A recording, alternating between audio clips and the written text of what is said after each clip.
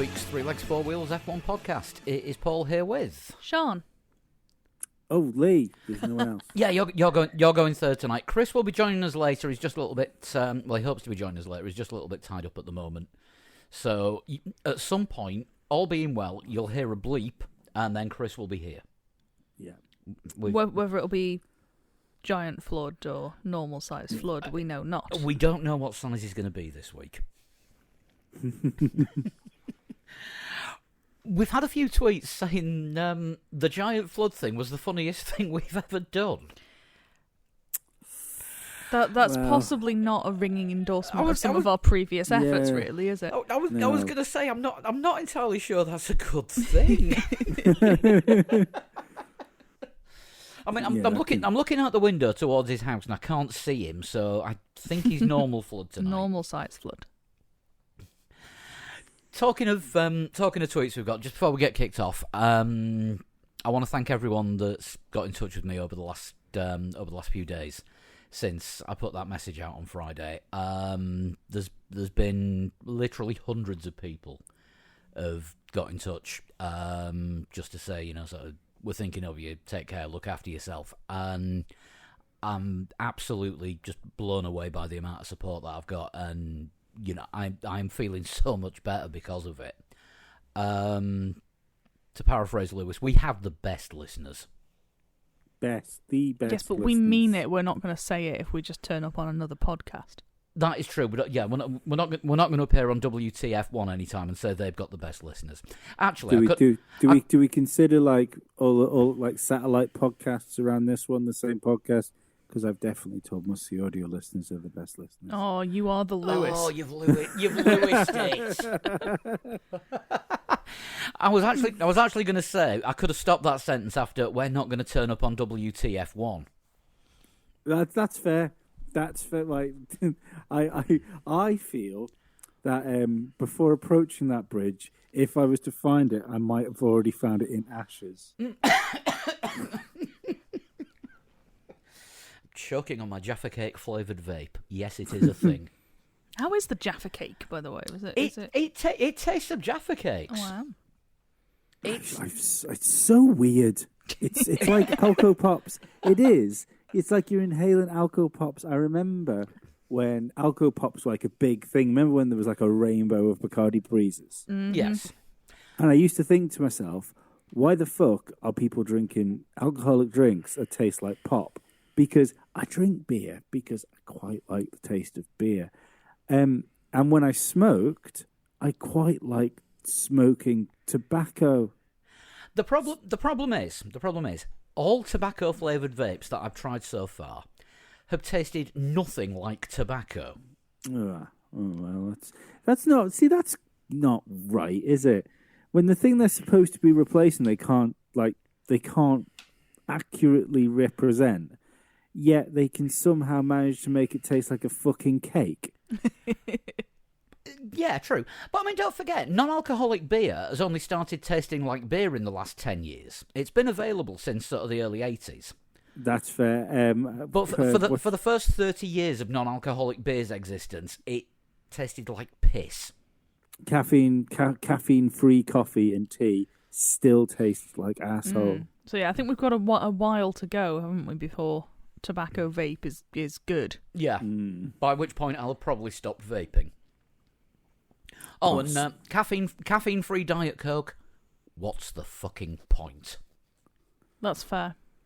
All right, I can see you want to take one of the good things out, but all of it? I'm still confused at what job Diet Coke does in a world where Coke Zero is a thing. Yeah. One's marketed at women, one's marketed at men. But they taste different. They definitely taste different. The Coke Zero has the fuller flavour, doesn't it? Yeah, the Diet Zero Coke is a bit wishy-washy. Like yeah. I can't drink either of them because they've both got a sweetener in that gives me migraines. So fucking everything's got that sweetener in it now, doesn't it? Which is why the only things I can drink are full-fat Coke, beer, and San Pellegrino and rocks. Unfortunately, I've got expensive tastes, mainly because of bloody sugar tax that's on everything now. Thank you, Jamie Oliver. Who all I can't drink normal Nescafe. That gives me a headache for some reason. probably something to do with the lack of taste and caffeine in it. Possibly, but I can do like the one the Gold blend? Nesquik. No, the one in the metal tins. Oh, I know what you mean. Yeah, I can do that stuff. Yes. That's fine. But any of the other ones just gives me a headache. It's a bit grim. This is definitely veering off into Patreon territory. Well, it's catch up time, isn't it? It is. As I said on Friday, we've been a little irregular lately. We haven't recorded a proper Patreon show in quite some time. Speak for yourself. I eat a salad every day. I take vitamins.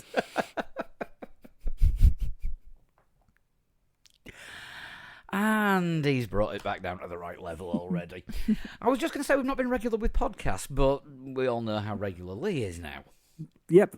It's important. It's important to get your fibre. First thing in the morning, last thing at night. We also haven't done a Patreon show since the bonus episode of Electric Flood. Which now should be a band name. Do you know something? All that electricity could be why there was giant flood 2 weeks ago. Could be. The EFO, the Electric Flood Orchestra. Very nice. Do you know what? I'm going to tack the Electric Flood episode onto the end of this just so everyone that isn't a Patreon can actually hear the agony that Chris went through that night. And it may go a long way to explaining giant flood. Right, Lee, do you want to talk about the Turkish Grand Prix? Because got to confess, thanks to a holiday and bad planning, me and Sean haven't actually seen all of it yet. Turkey's happened. It did. It did. Yeah, the things. Bottas won. Bottas did win, Sean. I hadn't forgot that. This is going seamlessly. I was fairly shocked, to be perfectly honest. I was shocked Bottas won that race, and even when I was looking at putting a couple of bets on here and there, not for a split second. And I think this is because the people were sort of praising Bottas for his win, which is fine. He won a race, great. But I couldn't help think it's more of one of those exceptions that prove the rule, because nobody for a split second at the beginning of that race thought Bottas was going to win. Mm. I mean, to be honest, with everything that you've said about Bottas for the last season, you never think he's going to finish, let alone win. I'm not even sure he is finished. I've left the stream deck plugged into the other computer, so I can't do the rim shot. Good. I will introduce that thing at some. Actually, no, I won't. I've run out of USB slots on this laptop. Saved. Can always do it in post. So yeah, we've not actually had a chance to watch Turkey, and there's not been too much fallout of it. I think there's been whinging about tyres, hasn't there? There's been Ocon driving his Inters slick. Mm. Yeah, but I mean, don't forget back in the day of group tyres, especially when they were only allowed to change tyres for safety reasons. So 2005 season, we're looking at you. They used to drive the group tyres slick and find they'd got more grip. Mm-hmm. Mm. And that's why they got rid of the groove tyre. Yeah, because it turned out it wasn't working after about 10 laps. Actually, it was working too well after about 10 laps. So yeah, I mean, there's not been a great deal of fallout. Yes, Lewis had another argument with Bono and the team over the radio. I think Lewis was quite right with his argument, though.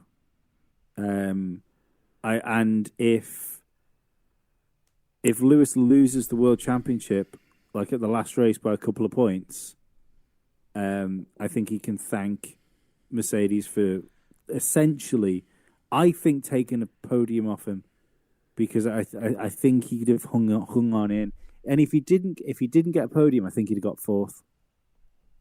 But he didn't want to come in for tyres in Russia, and the team told him to, and he listened to the team, and he won that race. So yep, yeah. It's one of those, isn't it? Sometimes they're right, sometimes he's right. I think the thing there was they had the information of weather coming in where he didn't have the information of weather. Essentially, he was their information on the tyres at this point. Yeah, that's fair. And as he pointed out, he was asked in the pit about somebody told him like that was interviewing him. They said, Ocon did the whole race on a one stop, or one set of tires. Was it one set of tires? Yeah, Yeah, it was. Yeah. And he turned around and he said, "Oh well, if Ocon did it, I could have definitely done it." Yeah, I don't think of Ocon as being particularly light on his tyres. Yeah, I do. I think it just seemed daft what they did when they brought him in. It didn't. It seemed like an odd thing to do. The thing is, though, it's only a good gamble if the bet comes in. True. Yeah. You know, as a serial Formula One bettist and occasional winner, you should know. But it seemed like a bet to nothing though, because the bet was always going to send him back down the grid. You know, he was never going to get his position back. I could have had it as a bet if it was the opposite of a bet, because it was just playing completely safe. The bet would have been leaving him out to see if he could have got a podium. Quite. Yeah, I suppose. But then again, if he goes off, that's even more points that if he goes, Verstappen's if he goes off, why didn't you bring me in? Yeah, he gets like one of his tires pops or something like that, because we've seen that happen with Pirellis in the past. Yeah. So, I suppose the worst thing would have been if he crashed, and that he damaged the engine that they had to get put in his car. You know, you can imagine that. That would have been championship over. Mm. Yeah, because I don't think this championship could take another sort of 26 point swing from either driver now. Yeah, it was the worst race of the year, I think. See, this is relieving for me, because last year Turkey was the only one I didn't see live, and everyone seemed to tell me it was the best race of the year. And this year we didn't see it live, and it was the worst race of the year. So it's like, okay, fine. Well, see, the thing is, the tyres all hung on, and so what you had was a wet race that was doing its best impression of a dry race. Yeah, see, we don't want that. Yeah, because the grip, fair enough, it was wet, but the grip levels stayed the same, for everybody. So that that's what makes wet races so exciting, isn't it? Is the grip levels disappearing for people, and it was just a bit dull. Like I think that was the most boring race I've watched this year. Well, we've got the potential for an interesting one this week because we like COTA. We do like COTA. We'd like them even more if they brought us over to do the show from there, which we've been saying now for about 5 years. Particularly as well as COTA, we know from the MotoGP a couple of weeks ago, is possibly not in its best nick, so it could be a little bit lumpy in places. Lumpy and bumpy because of the subsidence, because of the massive storms a few years ago, and the whole thing's on clay, so the track's actually moving. So when they say it's a fast circuit, they actually mean that's the speed the circuit's going at, regardless of what's on top of it. Mm. I mean, we'll talk and do predictions in a bit, especially when Chris gets here. But there's another couple of things that we've got to talk about. One of which being the 2022 calendar. God, I can't believe we're talking about 2022 already. Then again, 6 weeks till Christmas, mate, isn't it? No, it feels like slightly more than 6 weeks. It's slightly small. It's 2 months and a week. So about still close. Still close. Yeah, probably 6 weeks. 6 weeks till Christmas decorations start going up. Yeah. So first Christmas advert on TV today. God almighty. There's fucking advent calendars in the shops. One of my colleagues brought in mince pies several weeks ago. Get fucked. Why can't that stuff be stuck in Kelly? Because I think France has better taste in festive pastries than the mince pie. Yeah, no, but if we're short on truck drivers, let's leave the Christmas stuff till December and take the rest of the stuff. Probably because mince pies are made in Northampton or Cleethorpes, so it's still need shipped around on trucks, don't they? Do you know what? I've only ever had one mince pie in my entire life, and I didn't like it.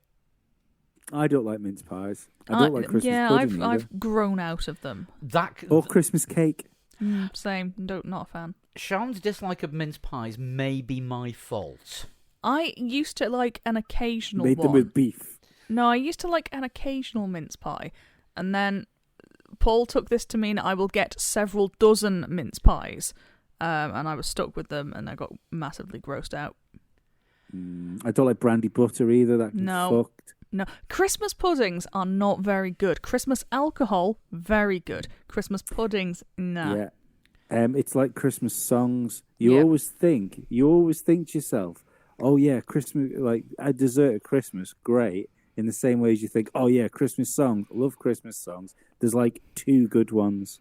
Mm-hmm. And as someone who works at a radio station, by the second week of December, those 2 good ones you're kind of bored of anyway. And neither of those good ones are Fairy Tale of New York. Correct. Fucking hate that song. It has served its time. I still... I think that's the only good thing cancel culture's done, is got that off radio. I still like the Darkness is Christmas song. I like Ruben's Christmas song. That's really good. Christmas is awesome. Nobody listening to this podcast will probably have heard of it. I do not know this one. Go Google Ruben, Christmas is awesome. It's fucking ace. And Oceanside doing The Snowman is also fucking great. I can't see No, local I'm radio not. picking up on either of those. I'm not familiar with those. Sneak them on the playlist. We'll do a Patreon podcast before the end of this, and we'll play out with Oceanside because it's hilarious. Because first of all, musically brilliant. Second of all, that's what my 4-year-old son thinks the Snowman is. So sooner or later, he's going to be in school, and they're going to play the Snowman, and Arthur's going to be looking for the fucking halftime riff in the middle. Sorry, Turkey. No, calendar. Were we doing calendar? We were doing the calendar. I was going to say... We were doing Turkey, then we did Christmas, the obvious link there, and then the calendar. Seamless segues. Of course. Let me get the calendar up, because the Chinese Grand Prix is it's gone. Gone. No more. The only redeeming feature about the Chinese Grand Prix is that at the right angle, the circuit, the outline looks like a cat. I've no interest in the Chinese Grand Prix anyway, so it's it being there or not being there is no benefit or hurt to me. It never usually gives a thrilling race. It's not usually a classic. So Australia's been moved back to the third race for next season, but that I think that's just to give them longer to after the borders open and to get the circuit set up. / because Saudi Arabia money. Yeah, and Saudi Arabia and Aramco money.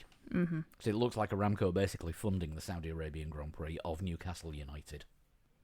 So Bahrain's back to the season opener, which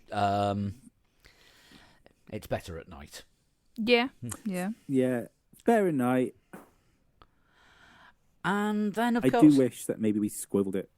Then, of course, Imola is back on the calendar again. I really like the Imola circuit. It's always been my favourite Italian race circuit that Formula One's been on. Yeah, it's fast, it's flowing, it's just a classic one, and it's great to play on sim games as well. Return of Formula Lee coming later on in the show. Yeah. Then we've got the new race in Miami. And I don't know. Is it? It's kind of half street, half built round a stadium. Is this going to be Sochi all over again? It could be Sochi. It could be Baku. It could be Mexico. Yeah. I know that they built a stadium section into it, but it's a similar situation. Well, they knocked down half a stadium to put the circuit in. Look, I'll go to my grave with this thing. Is that no one does entertainment, and especially sports entertainment, like America. Oh, yeah, granted. Yeah.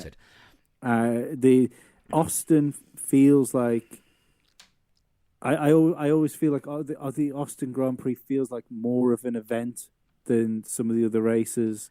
I'm sure the Miami Grand Prix is going to feel like an event as well. The only thing that's worrying me about it is are they going to get Pitbull to sing the national anthem? Because he has to turn up at everything in Miami. The guy looks like a chauffeur. He does, or a bouncer. He has that general vibe. Or the main character from the Hitman series. Or a stunt member of Fun Loving Criminals.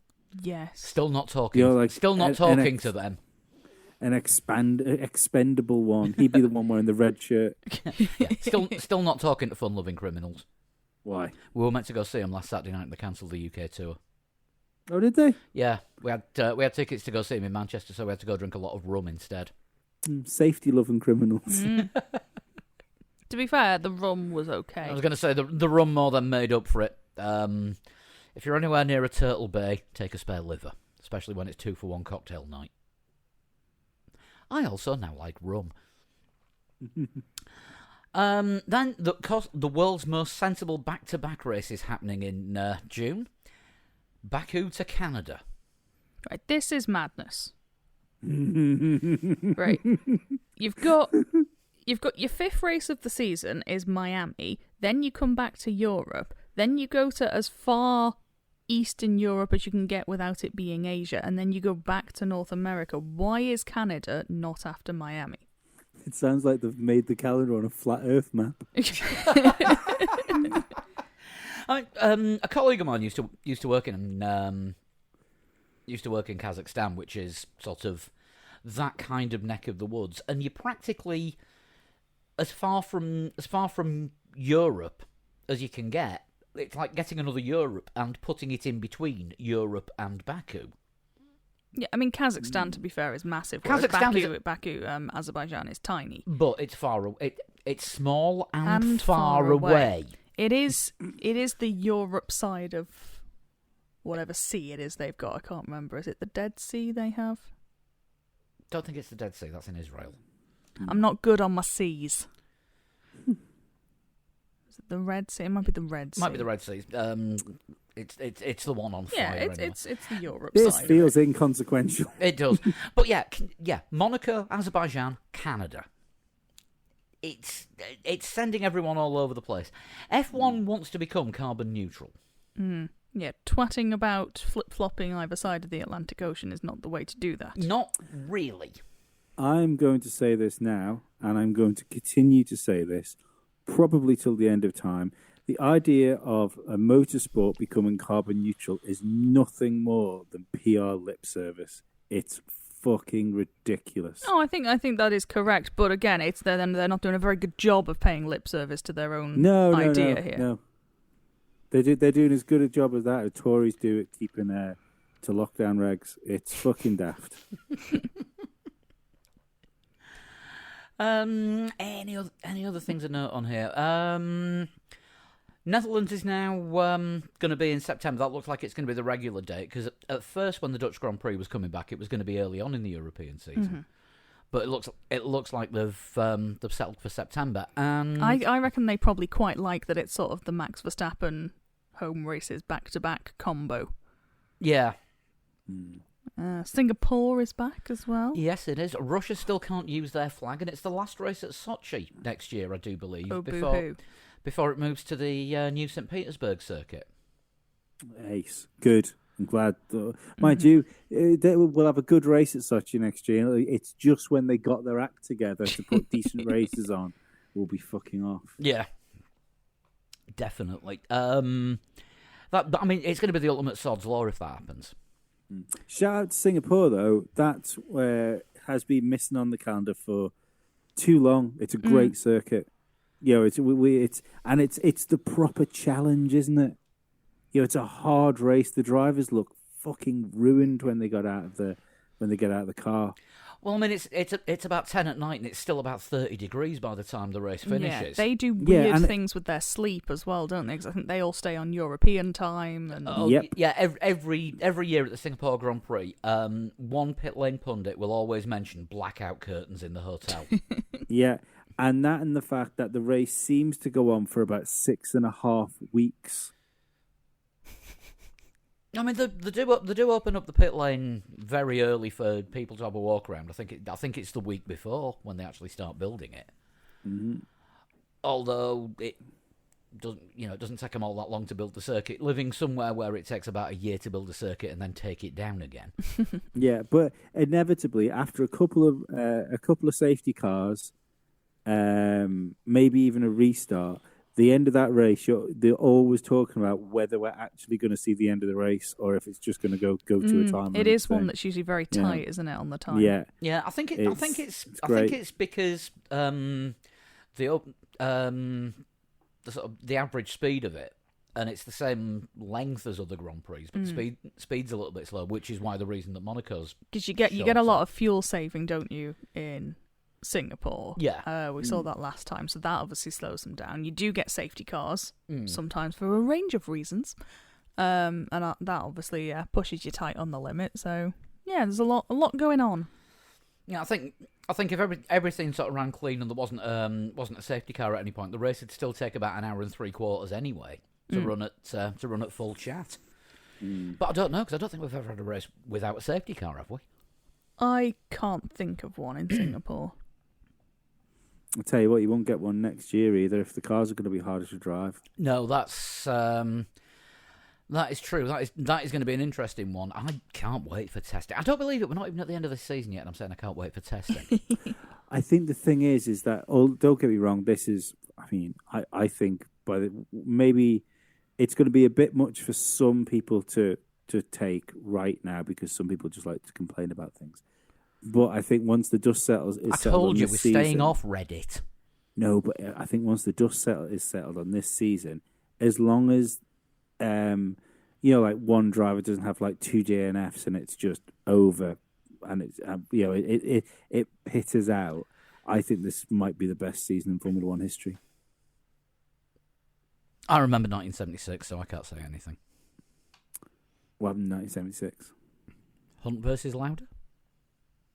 Yeah, no, but again, though, shenanigans, like big fiery shenanigans. True. I can't think of a year where you've had two teams which have had such evenly matched cars that have occupied the same piece of tarmac so often through a season. When you look back to like Schumacher and Hakkinen, Schumacher and Hakkinen had a couple of good years and some good championship fights between them. But it was always like one weekend a Ferrari would run away with it, and then the next weekend a McLaren would run away with it. But we go to every race weekend at the minute not knowing which car is going to be on top, and whichever car is on top, will it be just by a couple of tenths? It's like the Turkey was like an off one for us, where clearly Mercedes had like a real edge over Red Bull on that circuit, but that was like an outlier this year. Or in Italy, where it's one car physically on top. Yes. But again, that image of those two cars on top of each other, regardless of what happens in the championship, be it Max or Lewis, that is going to be replayed for years to come. Oh yeah, that's this generation's, and I'm going to say it, 1994 Adelaide moment. Yes. Yeah. Oh, he didn't cry. I was really hoping he didn't cry. Sobbing's really hard to edit out. Or edit in. He's gone quiet now. Yeah. Right, and then last 5 races, the usual. Japan, USA, subject to contract, and apparently so is Spain as well, and Imola. I suppose Imola's been kind of year by year anyway, hasn't it, over the last couple of years? I wonder if Imola are pressing for a longer deal. At one point, I think it was about 2-3 years ago, Imola was saying they'd taken the Italian Grand Prix from Monza, and then Monza said, "No, we haven't. No, we haven't. Here's a lot of money." But yeah, I think Spain probably is just at the end of its contract. That'll probably be fine. USA, I imagine, will be having a row with MotoGP about surfaces and. And then finish up Mexico, Brazil, Abu Dhabi. I still prefer Brazil as the last race of the season, but obviously Abu Dhabi's got the money. Yes. The season's starting and ending in the Far East. It's a bit... The Far East? The Middle East? The Arab East. Yeah. Trying to find the right way to describe it. The Gulf, I think, the Gulf. is the Gulf. usually the way. Sorry, it's been a long day. I've had to read up about SQL Server. Joy. That's how interesting my life is. So 23 race season for the third time, but is this going to be third time lucky and we're going to get 23 races in? I can see something not quite coming off. For what exact reason, I do not know. But yeah, I can see something not occurring. I'll just wait until COVID-22 hits. Christ, I hope it doesn't. Is that a... no, I thought that was Chris getting ready to join us. Still not here, blimey. So, yeah, it's much of a muchness, the calendar, but I'm happy that Imola's on there. Yeah, me too. Right, what else have we got? We're completely winging this because we don't even have a running order because it's usually Flood that does the running order. Yeah. Official denials from Patronus. Never believe anything until it's been officially denied. Those are the rules. Now, at the weekend, a story came out on a website I've got to admit I've never even heard of before. Decal Spotters. Right. That Patronus were pulling out of their title sponsorship with Mercedes, and Saudi Arabian Energy Company and trackside and pit lane sponsor Aramco were taking over. I think this is coming on the back of Patronus pulling out of the satellite Yamaha team in MotoGP. Have they? I missed that. Yeah, they're not going to be Patronus Sepang Circuit Racing anymore. They're just they're going to be somebody else Sepang Circuit Racing. I suppose the lack of Sepang in F1 probably doesn't help. The will for a Malaysian brand to be all over it. Yeah, I can't imagine. But Patronus have come out today and said we are not leaving. We are under contract, and apparently they're under contract with Mercedes until 2025. And But is that under contract for something or as title sponsor? I think that's for title sponsor. But Ineos and Patronus have some kind of working relationship. And Ineos, of course, own a third of the Mercedes team now. The bits that Mercedes and Toto don't own. So it could well be that was somebody putting 2 and 2 together and making 367. Just because Aramco are upping their Formula One sponsorship, because you see them at just about every race now. They've usually got one hull zone of the circuit, if not the pit lane as well. I still wonder whether that car's going to be rebranded for next year. Yeah, we've talked about it before, haven't we, on the podcast? I still think it's going to end up as Wolf Ineos Racing. Yeah. I think your prediction of Toto buying Aston Martin now is looking less and less likely.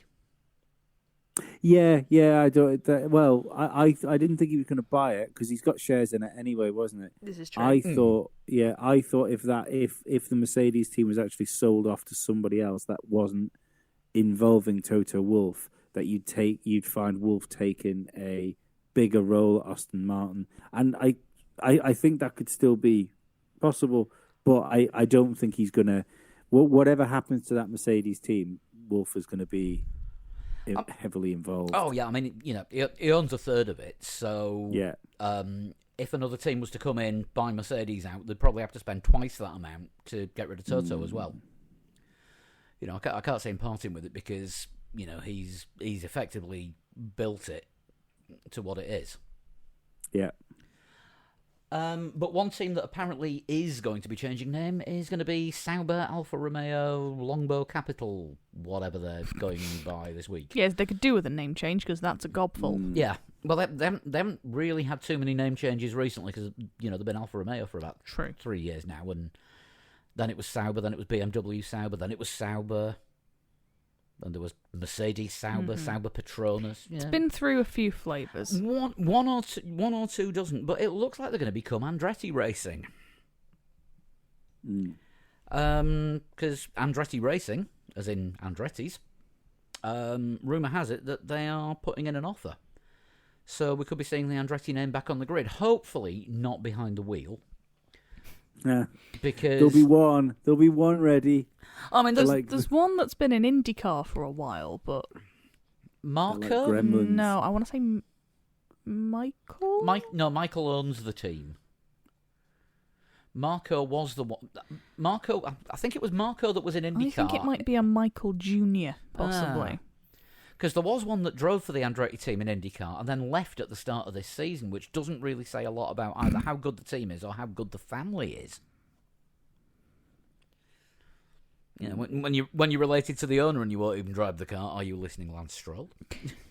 Yeah, if Lance Stroll ends up not driving that car, it's not because Lance Stroll has walked out. It's the other way round, the firing of that, I suspect. But it'll be good to see. Oh, it is. Excuse me, it is Marco. I thought it was Marco. Yeah, Michael's the team boss, who is an ex-IndyCar driver. Yes. And I think had a bit of a mare in F1. Sounds reasonable. Hang on. Didn't he used to be at McLaren, and didn't they bin him off and put Hakkinen in the car? That may need looking up, but I think it was thanks. I think it was thanks to Michael Andretti's lack of F1 pace that Hakkinen got the promotion from Lotus. So Michael Andretti did 13 races, 1 podium. He is currently described as a semi-retired racing driver, which implies he still does some probably the 500. Some stuff. Don't forget the Indy 500. You know, I might be considered young for that. According to Michael's son Marco, the McLaren team sabotaged his father's chances at being competitive in order to replace him with the team's test driver Mika Hakkinen. That is an accurate recollection of events from yourself there. And a large amount of sour grapes from the third generation Andretti, from the sounds of things. I don't know. Then again, would Ron Dennis be a bastard to someone? Would Ron Dennis throw their leading driver under the bus for somebody to get one of his proteges ahead? It sounds suspiciously like something he might do. I can't see him doing that. He's not that kind of person. Would he say, for instance, do that with a Spaniard to make an Englishman, to have a chance at winning the Formula One World Championship in the rookie season? Yes, but it would be in a hell of a lot more words. I'm normally good at translating English into Ron speak. I just can't be arsed tonight. Although Michael Andretti apparently has some kind of partnership with Zach Brown, and has raced in the Australian Supercar Championship in some kind of partnership with United Autosports. Right, so expect Sauber to be taking on a lot of McLaren custom parts. Well, Andretti Sauber, Longbow, capital BMW, Ericsson Racing team to be taking on. Oh God, it could bring Ericsson back. Oh joy! Ooh. Yes, I think he's settled in IndyCar now because he's actually quite good at it. Yeah, same for Grosjean as well. I can't see him coming back even with Andretti owning an F1 team. I absolutely can see him coming back. Grosjean has settled that much in IndyCar. He's now slagging off Formula One when he can put his balaclava on the right way around. Yeah, no, but they always do that, don't they? Until they get the chance to come back. Everyone that leaves Formula One goes, oh yeah, I didn't. It's so hard. It's so much politics. Then as soon as they get the sniff of coming back, like, what? I could do a race. Could I do it now? Yeah.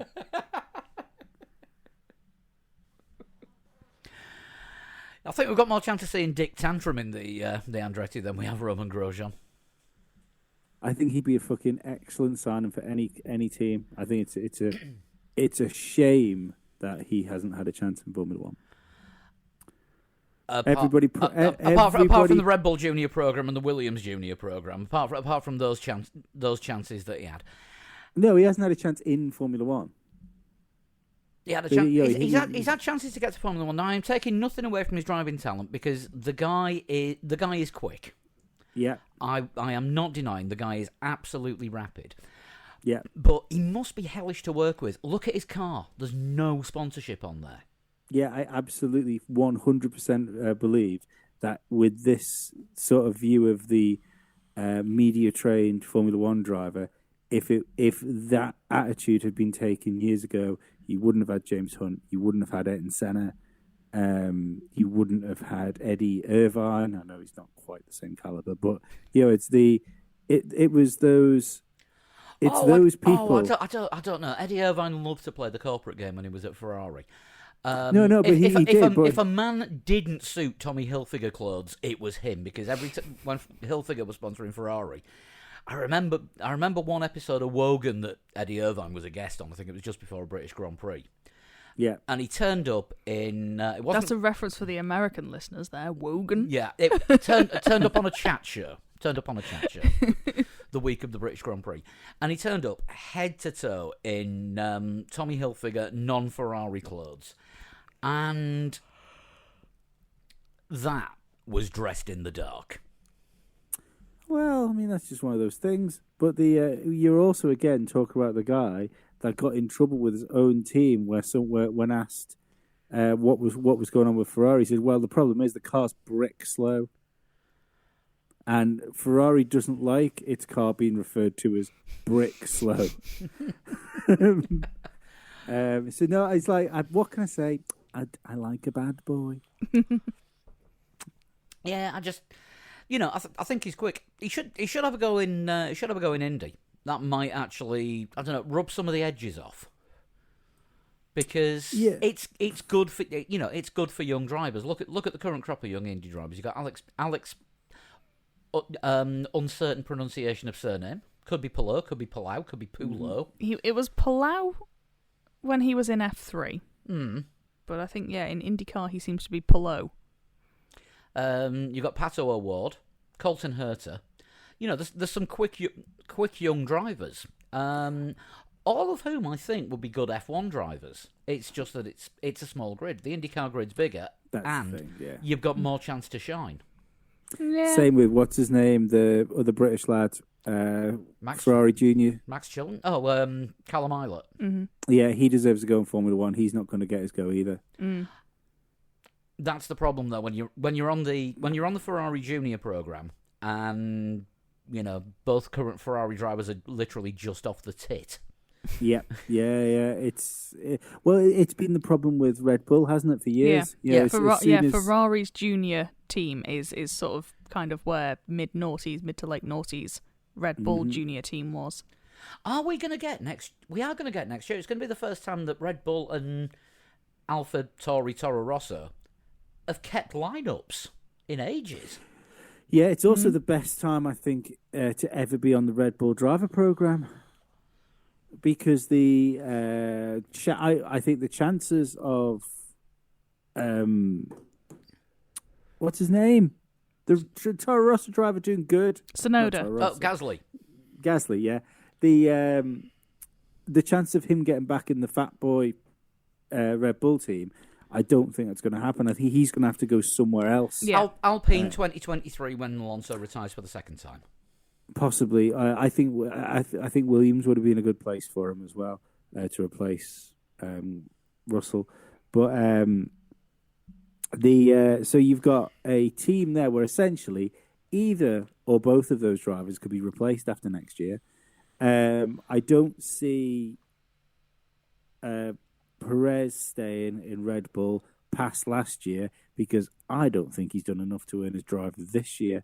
So unless something magical happens, and like I always say, is like Formula One comes to him, there's going to be a slot in the Red Bull team by the end of the year. I think it's a great time to be a Red Bull junior driver, like going into next year. I think there is some movement coming up there, isn't there, in the next couple of years? So it might not all be over for Vips. Lawson's still on the Red Bull? Yeah, Lawson had drama in DTM. There was all kinds of drama. Well, he got taken out on turn one and lost the title. Yes, and then there was slagging offs on social media, and the regular DTM crowd seemed to imply that some young lad from F2 shouldn't be coming in and trying to race in their series anyway, and there was a whole drama. Why shouldn't he come in and race in their series and be on the verge of taking the title? I think that was the issue, and beating them that they didn't take to. Yeah, talking about forms of touring cars, Christ, watch the World Touring Cars at Pau this weekend. It was not a quality event. WWE on wheels. Actually, no. WCW on wheels. Oh, there was more elbows than a bag of octopuses. Also, just quickly on the Red Bull front as well. I don't think if Red Bull don't manage to carry this momentum into next year, and Adrian Newey doesn't do something like Adrian Newey-ish at the beginning of a new formula. Well, he is back at work now after his bike accident. But I think you'll see Verstappen disappearing somewhere as well. Because, I mean, this is the only year Verstappen's been given something capable of competing for a world championship in. And it's not like since, for the last 2 years, not including this year, he's had half a foot out of that door, hasn't he? Yeah, we've been talking quite a lot. And there was even that thing of, like, would he have gone if he hadn't won that race a couple of years ago? Yeah, would he have already left Red Bull? I think he's going to be settled for another couple of years. I mean, if next year's car turns into an absolute nightmare, he'll be gone the year after. He could do Absolutely. a Vettel. Yeah, because Vettel did 1 year of new formula and buggered off to Ferrari. Yeah, I think the problem is you're talking about. I mean, it's worth arguing, but I mean, is he the best driver on? Like, I don't know if he's the best driver on the grid. Is he the driver that you'd want in your car if you had a Formula One team? If you suddenly found out he was in the market and wanted to drive for you, you would make a seat. Yeah. That's the thing. I think saying is he the best driver in Formula One probably causes more arguments than it's worth. Fanboy. But that sells stuff, doesn't it? He sells a lot of stuff. Look at Austria and the Belgium and Netherlands. He will sell your product.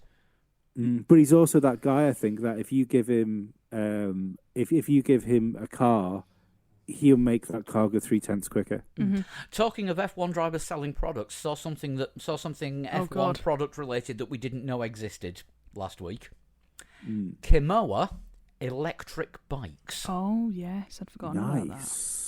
I didn't want to look at the price because I got the feeling that if you had to ask, you couldn't afford. Yeah. Well, while we're doing F1 products, are you in a position yet to do an official review of the Turn 1 fragrance that you purchased? Yes. I bought a bottle of the F1 Turn 1 aftershave. You know that photo I sent on the group? That is fucking dedication to your craft, Paul. We did sample all 4. One of them smelt very soapy. Well, that's good. Soap's clean. Yeah, but by the time you finish shaving, you've had enough of soap. I think that might have been the Neaum one that was soapy smelling. It smells nice. It's citrusy. They're going to put this on their packaging next time they do it. Official review: it smells nice. 3 legs, 4 wheels. Yeah, it's citrusy. It's not too sort of heavy and dark. I really liked it.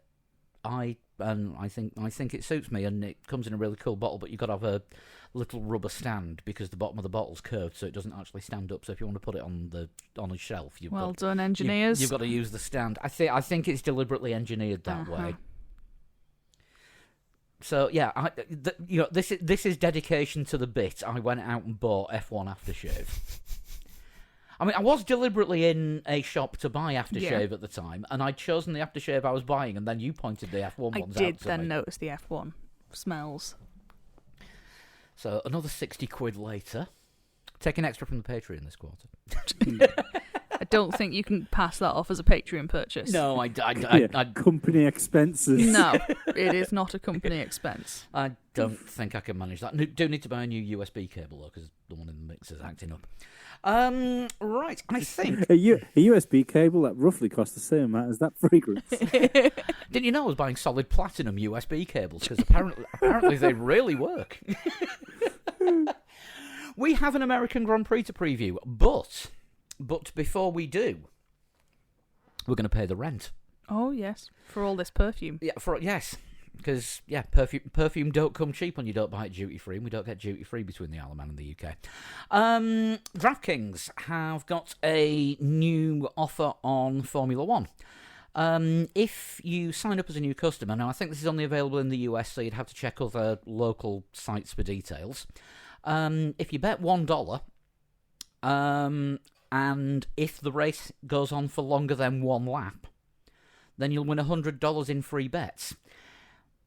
Now, this is very similar to the NFL offer that they've got, where if any team scores during a week's worth of NFL games, you get $100 in free bets. However, F1 has come close to having a race without any laps. Yeah, if you did this during Spa, you might be a bit. You might have been bricking it a bit because you might have lost $100 of free betting. And that's a one-off thing. It does. Though, I think otherwise you should be fine. I mean, it does say, when was the last race you saw where all 20 drivers didn't loop the track at least once? Funny you should mention that, DraftKings. That's why they went out for those 2 laps behind the safety car. It wasn't for the points, it was for DraftKings. It was so that everyone that goes to DraftKings gets the free bets. If the sportsbook isn't available in your state, so yes, it is for the American listeners, you can get in on the action with the DraftKings free-to-play pools. So I think you've got to guess if it's a home win, an away win, or a draw, because that's the pools we know. I wonder how pools win in F1. We'll have to go and have a play. We're gonna have to have a look on that. Also, everyone gets a free shot at $5,000 in total prizes. I say the free-to-play pools just answer a handful of questions about what you think will happen during the race, and follow along to track your results. DraftKings is safe, secure, reliable, and more importantly, licensed. Mm-hmm. It is properly legal. And the best thing of all is you can deposit and withdraw your cash whenever you want. So, how do you do this, you may ask? Somebody going to ask? I will ask. How do we do this? How do you do this? Right, you download the DraftKings Sportsbook app now and use the promo code 3L4W. That's the number 3, the letter L, the number 4, and the letter W. Just bet $1 on this Sunday's, I can't say Formula Racing Grand Prix. It's US Grand Prix. Correct. Win $100 in They're new to F1. They are. We will educate them. We will help them. But yeah, just bet $1 on the US Grand Prix and win $100 in free bets if any driver finishes a lap. So that's the promo code 3L4W for this no-brainer, it says here. There is small print. Now, I've listened to a lot of radio adverts. When it gets to the small print, they usually speed it up just to get through it as quick as possible. I'm not going to do that. So, must be... No, I can't do it that slow. Must be 21 or older, New Jersey, Indiana, and Pennsylvania only. At least I think that's what NJ, IN, and PA are. That sounds about right. Yeah. New customers only. Minimum $5 deposit for free bet promotion. Only one per customer. Restrictions apply. See DraftKings.com/sportsbook for details. And if you want to talk about, you're worried about problem gambling, in the US, call 1-800-GAMBLER. And in the UK, there is a organisation called GamCare that you can get in touch with. I think they're gamcare.org.uk. So... obviously, you know, we all like the odd bet, but if it becomes a problem, there are experts that can help. GamCare sounds like something on the UK grime scene. Do you reckon he's going to be Mercury-nominated rap artiste next year? He's going to do a collaboration with Dave. Right, so US Grand Prix this weekend. Just quickly, I'm going to start a rival to DraftKings. Oh. I'm going to call it Giraffe Kings. And my tagline's going to be, to win, you've got to stick your neck out. Wow. Oh. I like it. I'm sure I can't get that rim shot in here somewhere. Dear God. So, yes, US Grand Prix this weekend. The mobile bumpy track of COTA. Half of it was resurfaced last year. What was it? Turns 1, 2, was it 8 or 9, you said? I can't remember exactly. They did say when we were watching the MotoGP, and yeah, it's a bit lumpy and a bit sort of mixed that was terrain. resurfaced with the inside of a Galaxy Ripple? I think so, yes. And there's one particular corner they had some kind of concern because there were 3 different surface types in one corner. I like it. Which is helpful, particularly in mixed weather conditions. Which MotoGP definitely had. Yeah. The other thing about COTA and the circuit is they did that diamond grinding on it the other year to even it out. And it made it dusty, and the bikes were struggling even more on it, and the F1 drivers weren't too keen on it either. Apparently WEC absolutely loved it, and it gave them the most grip. Right. Do you know what Good I for love WEC. about when they do these things with circuits? Is it really does put into perspective how much of a bitch sport these circuits think MotoGP is. Because it's like premier class motorbikes, but it's like the MotoGP are there going, oh yeah, if you do this, you're going to kill our riders. And then the circuit owners are going, yeah, but we can have a Formula One Grand Prix. And I just find it fucking hilarious how the bikes are always the ugly bridesmaid of the motorsport. Yeah, they're the ones that get to play fourth shepherd in the Christmas play. Yeah. Oh, apparently, as of 4 days ago, work was getting underway to flatten out some of the bumps. So this sounds well thought out and carefully scheduled. Don't circuits normally have to be completely sort of done about 2 weeks before the start of the race so that everything's got time to settle? I don't think they're resurfacing. I think they might be planing. Yeah. And we know how well it went last time. Actually, apparently, according to Michael Massey, they are grinding some bumps and so forth. This also sounds like something in the UK grime scene.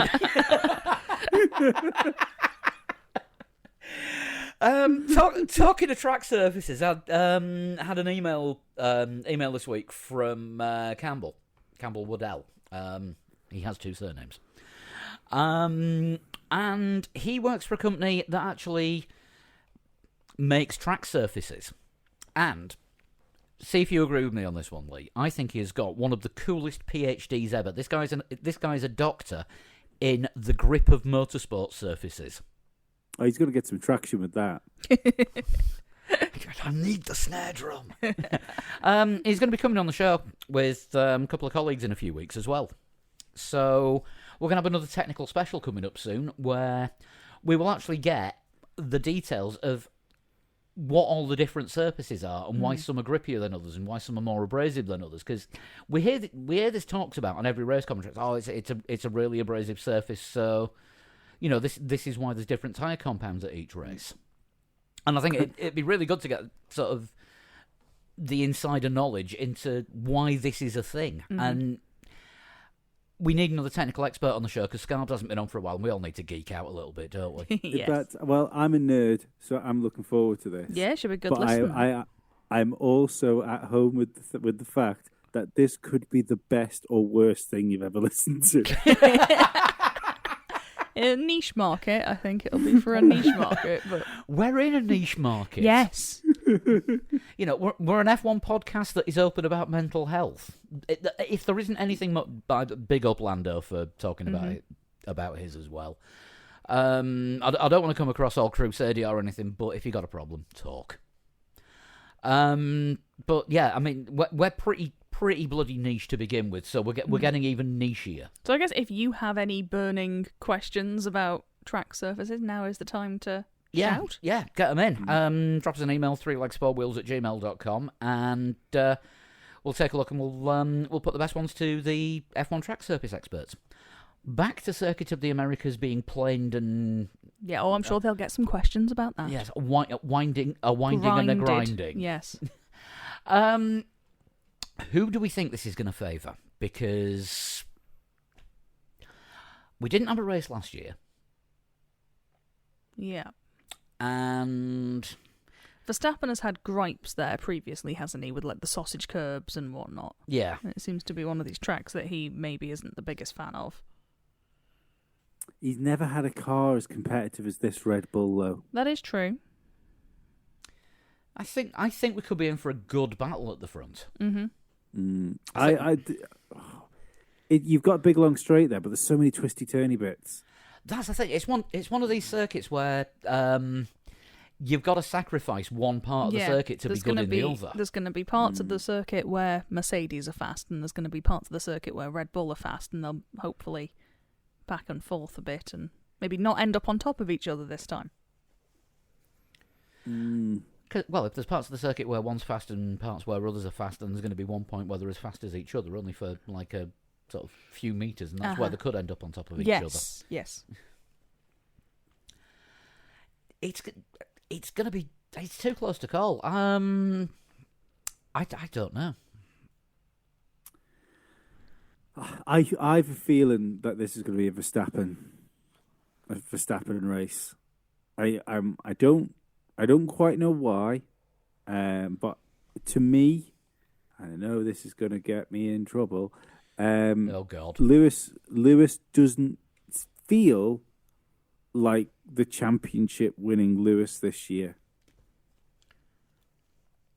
I don't know what it is, and I can't put my finger on it, but there's just something about him that feels more susceptible to challenge. You know, maybe all the stuff he does outside of Formula One. You know, that he's been heavily criticised, but he's always answered that criticism, hasn't he? Maybe that's a thing. You know, you get to a certain point in a sport where you've been doing that sport for so long, and you need to draw energy from other places just because you need that to keep yourself motivated. He doesn't seem like the driver that is just as relentless as he's been in the past.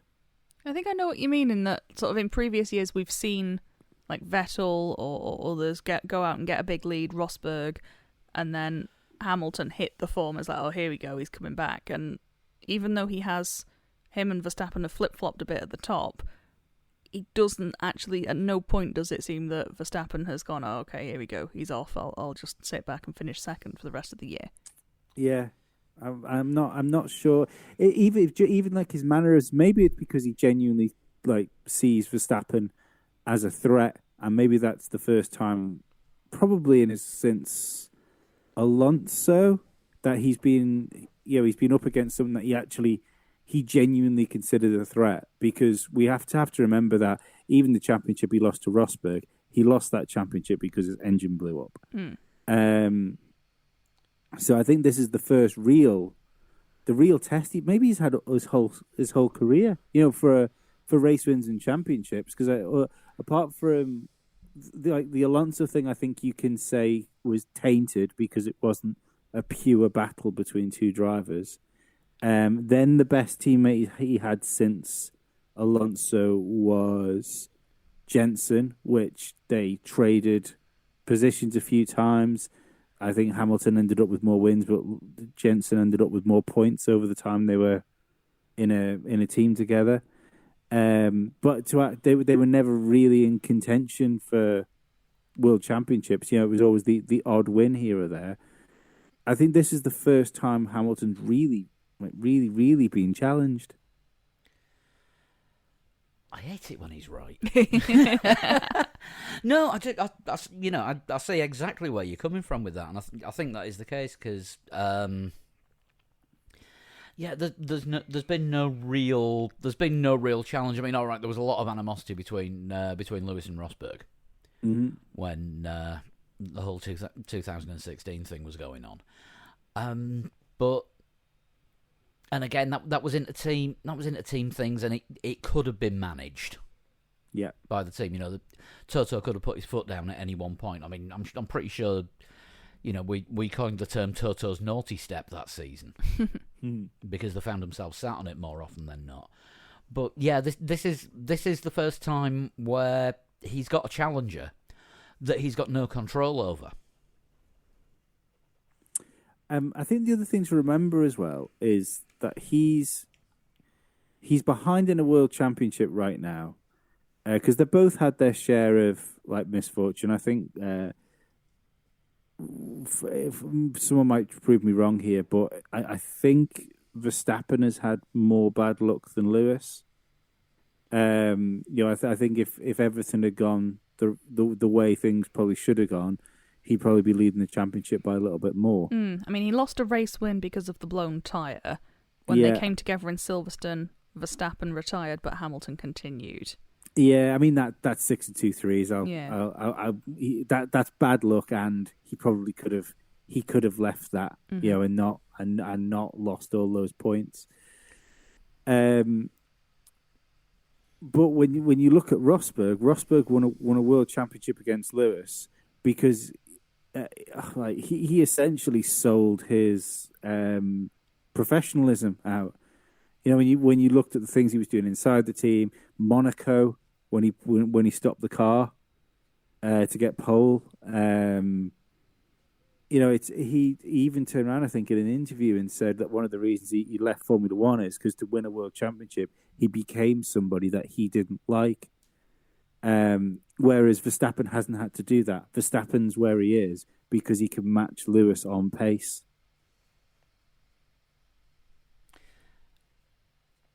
Yeah, he's definitely got the pace for it, which it's the Blazing Saddles quote, isn't it? There's always going to be somebody with a faster gun. Yeah. Well, this is it. And we always have it as well in Formula One. We've got such short memories most of the time. It's like when Vettel was on top, people go and say, "Well, this is going to go on forever. He's going to break all Schumacher's records." And look where we are now. And it's always been the same as as soon as Lewis got on top, it's like, well, this is never going to change. Lewis is going to win Formula One forever until he decides to retire. And it's not what happens, because what happens is you get a driver which raises the bar, then that shakes everything up again, and then it's up to the next generation that come through to not only meet that bar but surpass it. And that's exactly what people like Verstappen, George Russell and Lando Norris are going to do over the next 5 years, is they're going to raise the standard of driving higher than Lewis set it. Yeah, I mean, the quality of drivers can only get better because the quality of drivers from 15 years ago, is nowhere near, not many of the drivers from 15 years ago will be good enough to be on the grid now, with the exception of Raikkonen and Alonso, who were there 15 are still years there. ago and are still on the grid. But yeah, I mean, could you see, just plucking names out, could you see Takuma Sato doing anything in current F1? Montoya or Trulli. Yeah, I think Montoya would be the sort of, I don't know, scrappy in an Alfa Romeo occasionally getting points. It'd be Giovinazzi. That's harsh. I don't know. I think Montoya never really fulfilled his potential in Formula One, did he? No. By all accounts, another one that's difficult to work with.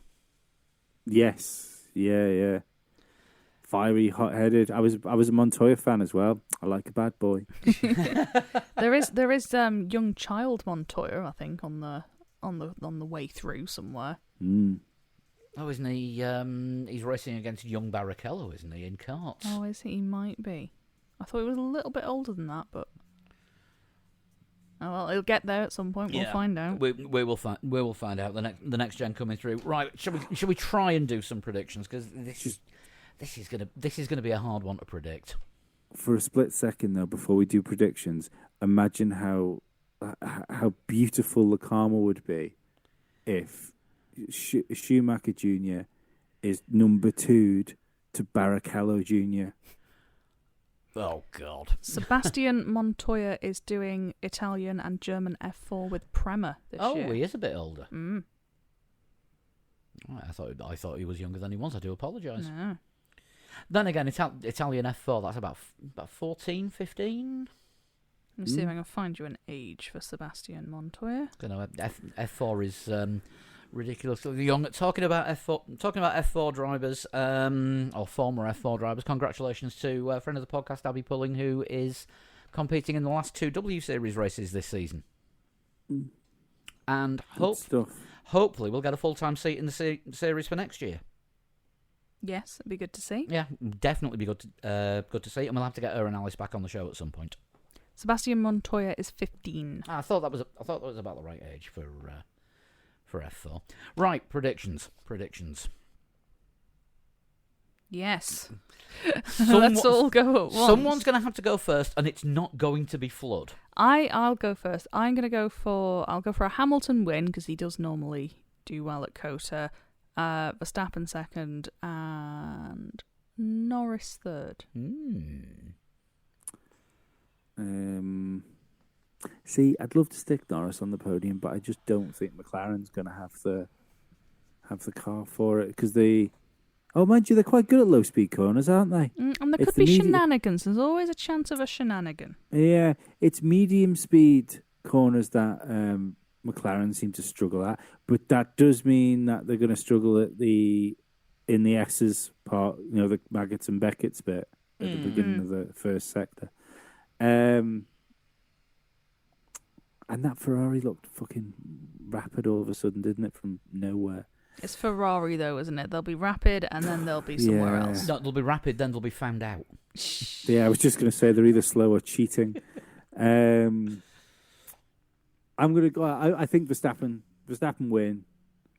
See, I kind of want to have Verstappen Hamilton, but I don't know. I've kind of got this thing in my head now where, especially that circuit, because there's so many twisty-turny bits. If Verstappen's in the lead and Hamilton can stick with him through the twisty-turny bit and try and overtake him down the straight into like the left-hander, I kind of think it's all going to end in tears again. So yeah, there could be shenanigans, and that would open the door for a Lando Norris podium. Oh fuck it! Let's let Lando Norris win. So you've gone from I'd love to do a Lando podium but can't to him winning the whole thing. Yeah, amazing. No, Verstappen win, Lewis Hamilton second, and Valtteri Bottas third. Right, I am going to go for a Verstappen win. Leclerc second. And Bottas third. Because I think something's going to happen to Hamilton. Oh, okay. Yeah, I'll stick with that one. If you want to get your predictions in, go to 3legsfourwheels.com and go to the games section on the site and look for the 2021 Prediction League. I should have opened it up properly this week, so you can put your predictions in for this weekend's race. Don't forget, later start than normal. Qualifying is 10 o'clock UK time on Saturday, so that's 5 o'clock Eastern, and anywhere else in the world, get a calculator. And the race start is 8 o'clock UK on Sunday, 3 p.m. Eastern, and 2 p.m. Texas, because they're 6 hours behind us. Yes. Which, of course, that means that really buggers up our Sunday iRacing League race, so we're going to have to start at 5 o'clock. It's like F1 doesn't take these things into consideration. I know, we're going to have to bloody do it for Mexico as well in 2 weeks' time. It's just take. All we give, and they just take from us constantly. Apart from giving us the occasional bit of entertainment. And a nice aftershave. Although that wasn't a give. No. 60 quid. Lee, you got a shunt for us? Oh, no, I haven't. Oh. Should we talk for a bit more about something or other? Let's. I haven't looked for one. We'll do it next week when Flood's on as well. Oh, in that case, tell you what, I'll throw one at you too. Oh God, because I've got some on the reserve list. You see what you've done now.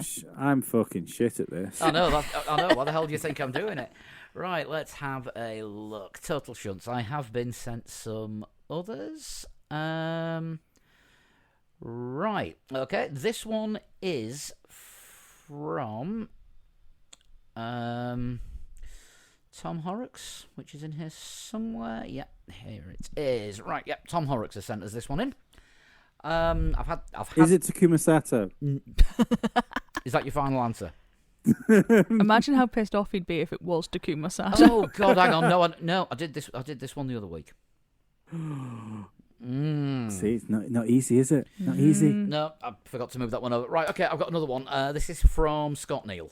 Okay. This is Scott Speed.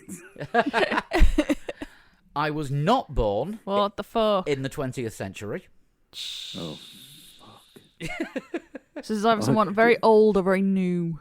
I feel this might be one of those ones where Paul's the only one that can really help. If anybody wants to phone a friend, Statman's probably available. No, I think he's there, isn't he, this week? He said he was isolating before he goes, so he's probably somewhere between Stathome and Kota. Statter and Kota. During my one season in Formula One, I drove for Alfa Romeo. And in that season, I was on the podium in 5 of the 6 races in which I participated. One season he got 5 podiums? Out of 6 entries. So this is going to be like properly back in the 50s, isn't it? Because Alfa Romeo were fucking secret Formula One genius that just came in and fell out of the sport? Did he? Oh, I wonder if he died. That's a slight change until like, oh, where's he gone? Oh shit, he's dead. That did tend to happen a bit to them back in the day, didn't it? They used to do the deads, didn't they? Mm. Yeah, what was it? There was a 10% chance of dying every season. Something along those lines, yeah. But I do need a guess. What, after one?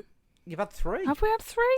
Not born in the 20th century. Yeah. During my one season in F1, I drove for Alfa Romeo. Ah, yes. In that season, I was on the podium 5 times in the 6 races I participated. That's That feels definitely like 3. In that one season. I mean, it was 6 a season. Back then, yes. It would have been. Wow. So with that in mind, could it be like a Nino Farina? Hang on, did he do? He said one season in Alfa Romeo. Yeah. One season in Formula One, drove for Alfa Romeo.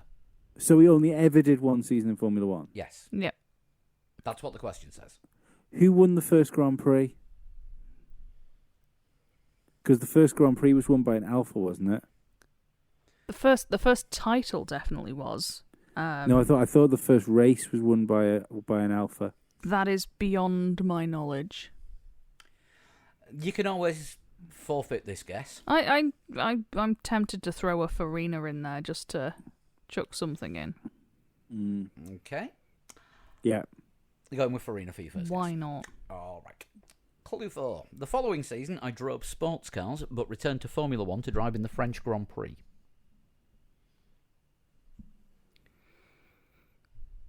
Okay. Interesting. For the French Grand Prix, I was credited with a shared win along with my teammate after the team ordered me to swap cars with him after his car began having engine problems. He won the race, I finished last. So this is this is the following season. Yes. I think it was. And this- I think Clue 2 should have been during my one full season in Formula One. Right. Okay. So he did the one full season, and then he came back and did the French Grand Prix Yeah. when his teammate's car had the shits. Yes. Well, wasn't there a famous story about Sterling Moss having something wrong with his car and swapping cars with somebody? He'd have done more than one full season, though, wouldn't he? And No, but I meant who would have been. Moss was the swappee rather than the swapper. Got Yeah. you. There is another clue before you need to guess. I think another one before guessing might be helpful. Okay. I retired from Grand Prix racing immediately after, air quotes, winning that race. See, I think if we're going with someone who wasn't born in the 20th century and raced for Alfa Romeo, it's got to be someone early 50s. Mm-hmm. Which I think would possibly make them a bit too old to be the Moss incident.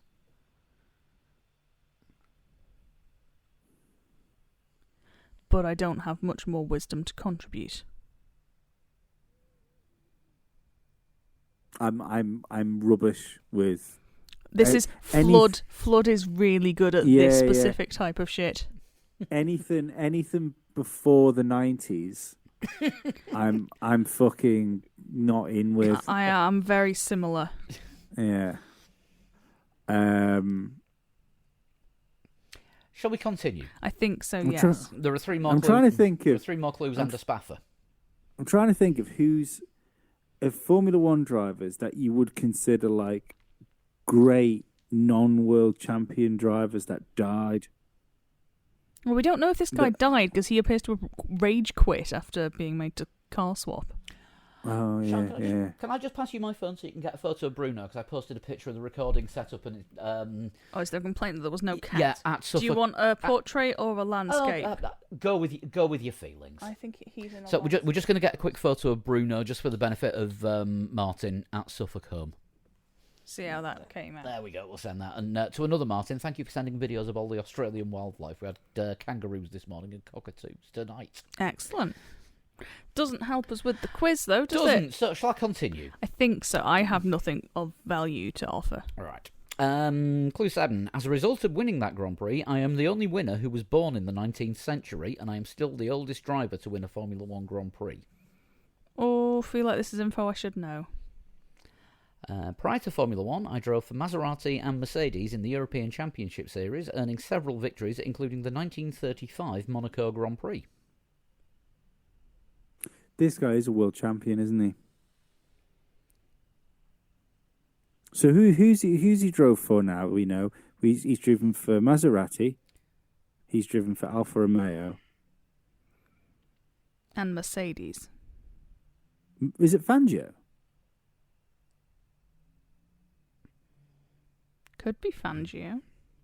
Although Fangio would have done more than one full season, wouldn't he? Because he was a 4-time No, champion. it's a one full season with Alfa Romeo. Ooh. I think I may Alfa have Romeo, misread the small print slightly. Didn't Fangio win the first Formula 1 Grand Prix? He may have done. And he might have done it in an Alfa Romeo. Alfa Romeo were the shit the first season, weren't they? Yeah. So yeah, if he was Farina's teammate, He's also driven for Mercedes and Ferrari, hasn't he? Said Maserati, not Ferrari. Sorry, Maserati and Mercedes. Fake Ferrari. You do have another clue. Let's go And for a another smack clue. Next clue. And a spaffer if needed. While practicing for the 1952 Monaco Grand Prix, which was only for sports cars that year, I had an accident in the tunnel and succumbed to my injuries 3 weeks later. Yeah, he is dead. Just as Dizzy turns up. No, it's not you. No, don't climb on the two. She's climbing on the Jim? table. Is it Jim Clark? Too early for Jim Clark because he was later in the 50s, wasn't he? Because he was champion and then died in Germany, not in Monaco. There is a spaffer. I know I have read this person's story, and I cannot remember any detail about their name. The spaffer may help. The spaffer may Go. help. When I drove for Alfa Romeo, I was part of the three great Fs: Fangio, Farina, and myself. Fangio, Farina, and the one we can't name. And the effing other one.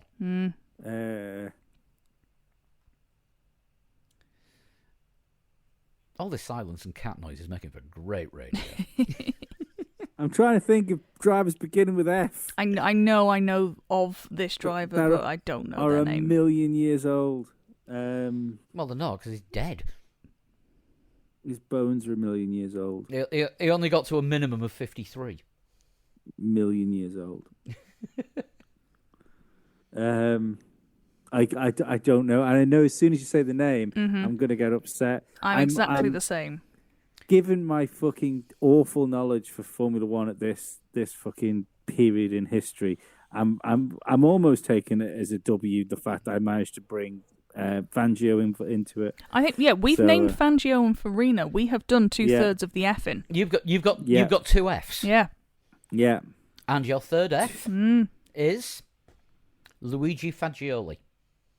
Yes, the name is familiar. I don't know him. Died in a car crash in Monaco in 1950. Well, we got that because you told us. Yeah. Used to drive for Alfa Romeo and Mercedes and Maserati. I don't feel too bad. I thought you were going to say his name. I was going to kick myself, but no, I have never heard of this man. He sounds like he had a bit of an interesting career. That might be one to look at. So that was sent in by Scott Neal. That came into the reserve pile. But how do you send in shunts? You can tweet me at a total shunt, or you can send me a PM on Instagram. No, don't tweet me. A PM on Instagram at a total shunt. And a PM on Twitter. On Instagram. Instagram, yeah. You've said Did I? Oh. You keep saying Instagram. I do. Right, I'm at a total shunt. I do Instagram and I do Twitter. If you want to send me a PM on either of those things, fucking work it out yourself. Everybody knows how to send fucking messages now. Just do the message and send it. You need contact in a way that other people can't read. Yeah, if you can't fucking work that out and think you can stick like questions to a quiz on a public forum, then you don't deserve to play the game. So there's that. There is that, or you can you can also send You can also send shunts in for the reserve list, 3legs4wheels@gmail.com. That's a general email address. Use that one as well if you've got any questions for the guys who do Doctor of Track surfaces and grip. And you can get us on all the socials at 3legs4wheels on Facebook, Twitter, and Instagram. Still not doing TikTok. I am not doing TikTok. You're not there yet. I'm too old. I like a bit of TikTok. I'll watch it. I'm not participating. I'm a neutral participant. Dirty TikTok bastard. voyeur. Yeah. Yeah. Well, I have no choice, you see. I'm in a there's a WhatsApp group I've got with everyone that I work with. And one of the guys, I think he's about sort of 37, 38, just seems to spend all weekend sending TikTok videos to this WhatsApp group. So I end up watching TikTok because they appear on a different app. Yeah, I have friends and we send TikToks to each other a lot. Not TikToks we've made, just Once you've things we found. find. There we go. And individually on the socials, we'll get to the end of this bit. At Sean Cowper. At Pablo100, and Flood is at Flood21. If you want to help, the show, aside from going to DraftKings.com, downloading the app, and using the promo code 3L4W, you can go to Patreon.com/3legs4wheels, and you can pledge anything from one currency unit upwards. We had somebody donating in Danish kroner this week. Oh, hello Denmark. So, it would appear that you can donate in just about any currency now, so I don't have to do the pound, euro, dollar thing anymore. Everything that you donate goes to us to help with doing the show, pays for things like a new USB cable. It doesn't pay for aftershave. Correct. That came from my own pocket. And very occasionally, we'll definitely do one before Christmas. You get the Patreon shows with all other kinds of side chat, all other kinds of guff. Think of it as the DVD director's commentary for a completely different film to the one you're watching. We will be back next week. We'll be talking about the US Grand Prix. If you fancy joining in with the chat over the Grand Prix, head to the website and look for the link to Discord. There's a load of people on text chat on there. And you can join in with the iRacing League. And, oh, bollocks, I forgot the return of Formula Lee. Oh, hell. Right, okay. Yes. Undo the signing off. Undo the signing off. Right, quick rewind. Formula Lee is back. The F1 2021 game. We have somebody else who's actually looking after all the scores and times now. We have a spreadsheet intern. I'm just waiting for a comment here. No. And answer came then on. No, we have our own spreadsheet intern who is handling all the times. So, I think Imola's just been put into the game apparently, but I don't know if that's paid for DLC. So, tell you what, we'll go old school with this.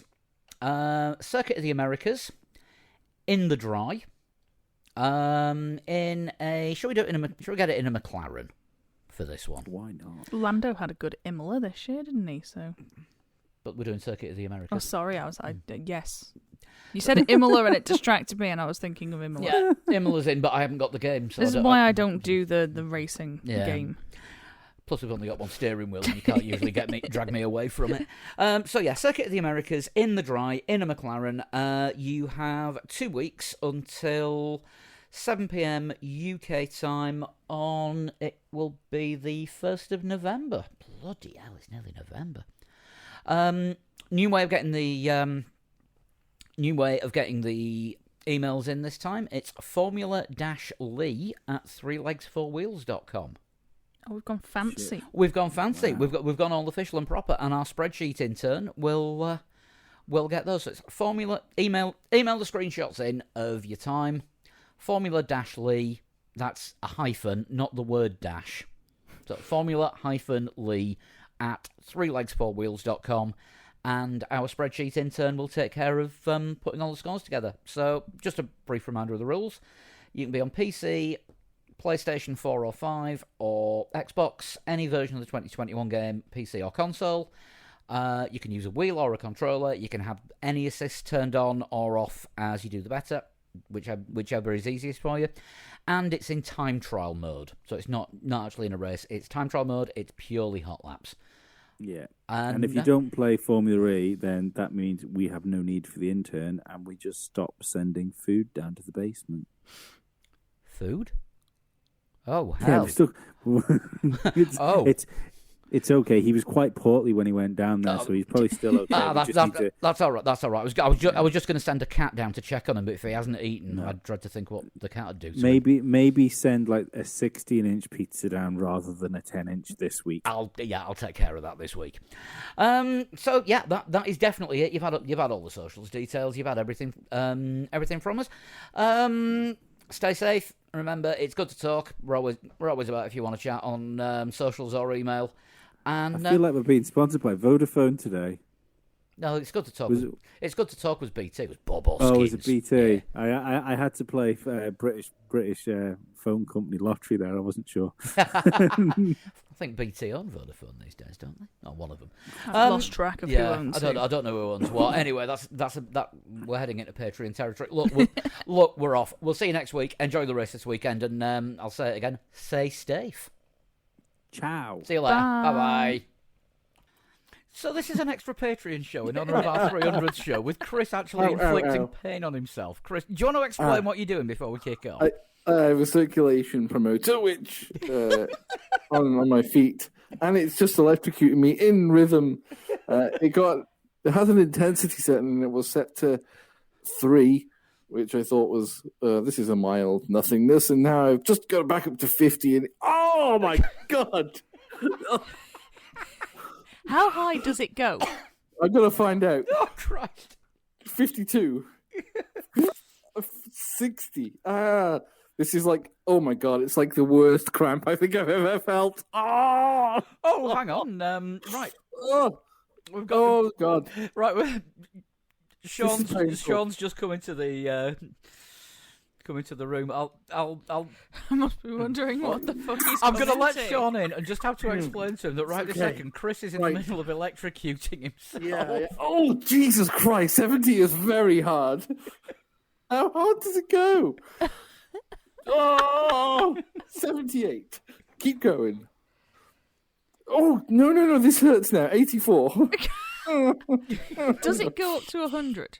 I don't know. I'm on 90, and it's really painful. Sean, are you getting any of this? Because you just sat there 99. completely impassive. 99. I got it. It goes up to 99, and oh my god! Oh Jesus Christ! It's going off. That's enough. You just got one of those electro things for your dick. Yeah. Pretty much, Sean. Pretty much. I wish it was for my dick. Actually, no, I don't.